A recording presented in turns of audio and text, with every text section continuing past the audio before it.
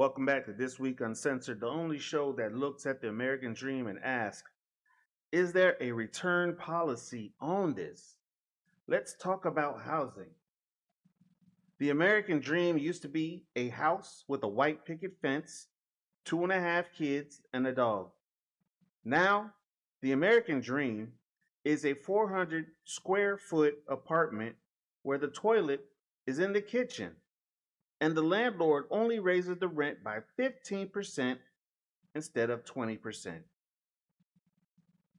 If you're under 40, you already know this. The Pew Research Center recently dropped a study confirming what every group chat has been screaming about for 5 years. 89% of young adults say it is harder to buy a home today than it was for their parents. And how could it not be? I mean, in 1985, the median home cost about 2.4 times the median income. Today, it's hovering around 5 times the median income. Prices are up 551% since 1980, while incomes are only up 373%. The math isn't mathing. Now, no, you're not crazy. You're not insane. You're not losing your mind. You're just broke. You're just flat out fucking broke. And you're broke because the system is designed to keep you that way. Now, instead of looking at the actual math, the internet is going to internet, and it has decided to do what the internet does best: find a scapegoat. Look at this masterpiece of misdirection from the Daily Caller. They take the Pew stat about young Americans struggling, and right next to it, they slap up a headline: nearly 30% of Haitians living in the U.S. on temporary visas are reportedly homeowners. Now, that in a silo is not a big deal. But the implication here is as subtle as a brick to the face. You can't afford a house is because those Haitian immigrants are buying them all up.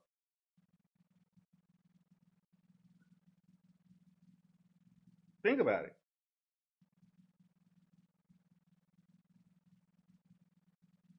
Think about it.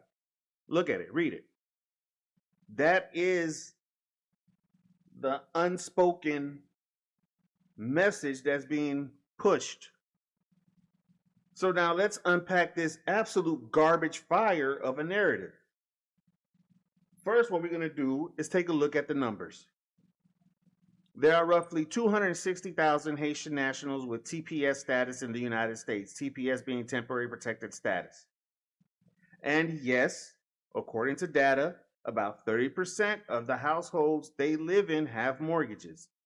That is roughly 61,000 homes. 61,000 nationwide. There are over 144 million housing units in the United States. Haitians with TPS owning 61,000 homes is literally a statistical rounding error.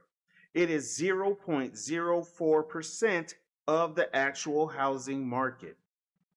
Now, blaming Haitian migrants, Haitian immigrants for the housing crisis is like blaming a single mosquito for a fucking hurricane. But why let facts get in the way of good old-fashioned xenophobic panic? Why?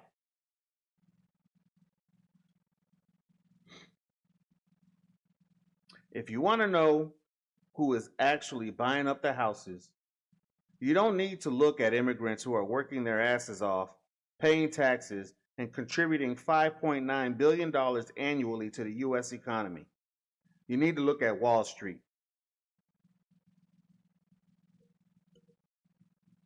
Give it a gander. Since the Great Recession of 2008, corporate landlords and institutional investors have been quietly swallowing up single-family homes. In the first quarter of 2023, investors accounted for 25.7% of residential home sales. In some markets, they are buying up a third of the available homes. Companies like Invitation Homes, born out of the private equity giant Blackstone, have amassed tens of thousands of properties.